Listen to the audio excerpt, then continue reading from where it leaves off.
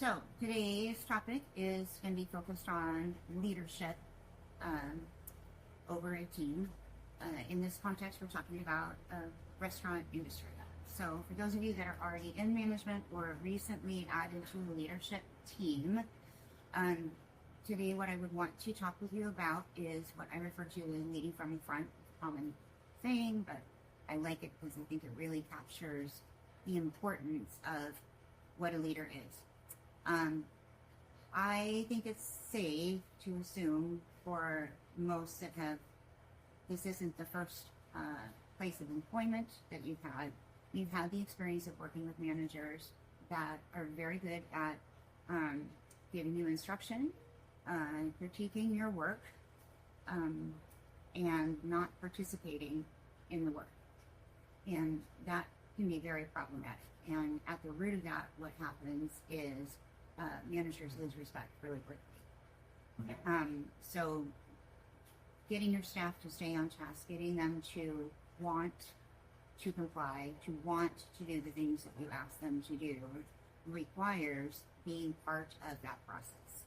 So if your standards are to be, staying busy in the dining room, that when you're present, you are a part of that. You are helping.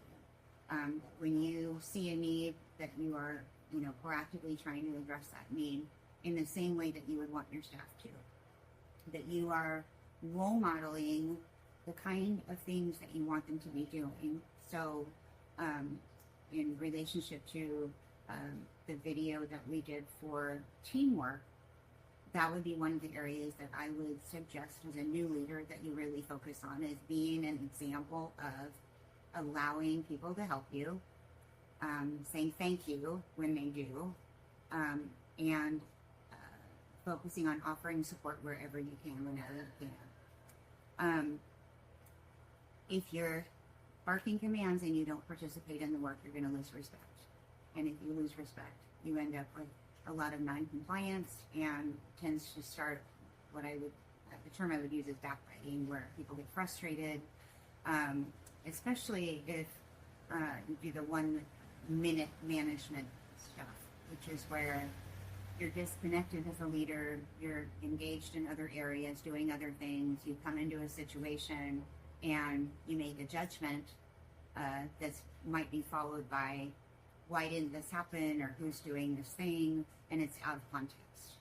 And so leading from the front, to me, is assuming the best of your team and just jumping in to help where you can, and then getting context or asking questions about what you can do to help. And if there's a problem, that it's something that you talk about after the needs have been met, versus jumping in and judging a situation as what's going on here, or who's taking care of that table, or why isn't this getting done. Is really, really harmful to morale across the board when people are not given an opportunity to give context.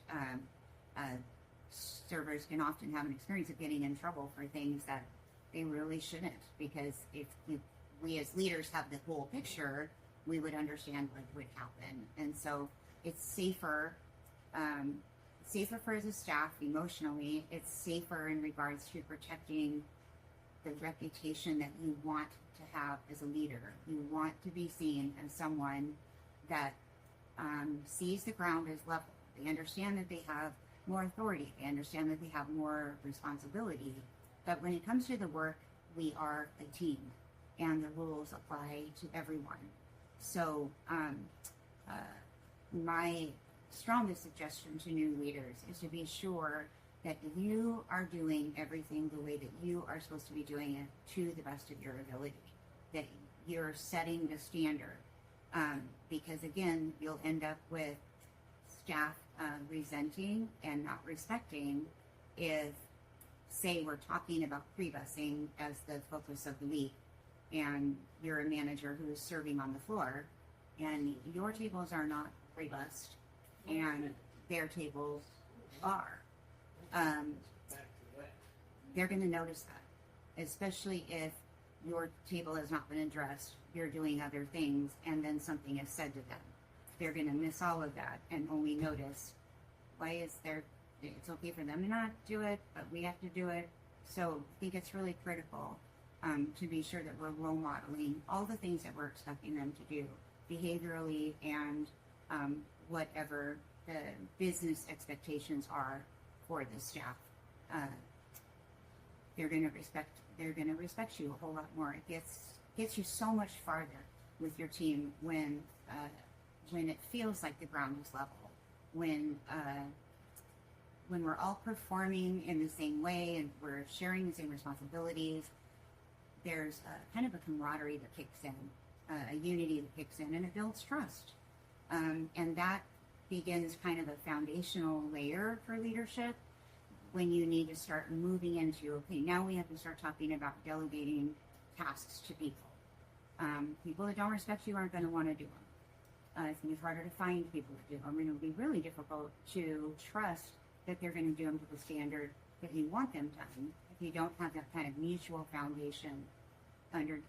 So for this next week or so, new leaders, managers, you could be doing a little bit of self-reflecting.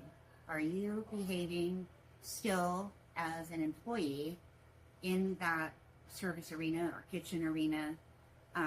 Or is there a clear separation between how you behave and how they're expected to behave? Because that will cause problems down the road. So first foundational thing would be, if there's a certain technique, follow it. If you're supposed to be on time, be on time. You know, if there's a way that you're supposed to communicate, really practice that. And if you miss it, things happen, that is not a big deal at all. But it's really important to take ownership. Say, look, I see that thing, I should have taken care of that, or I'm working on it. If it's a way that you're communicating, you want to be improving that you're articulate that you're working on that. And if you've slipped, that you acknowledge it. That's going to build trust. It's going to build connection with the staff, and they'll believe you. They'll follow direction. They're going to respect you so much more if they see that you're not above reproach.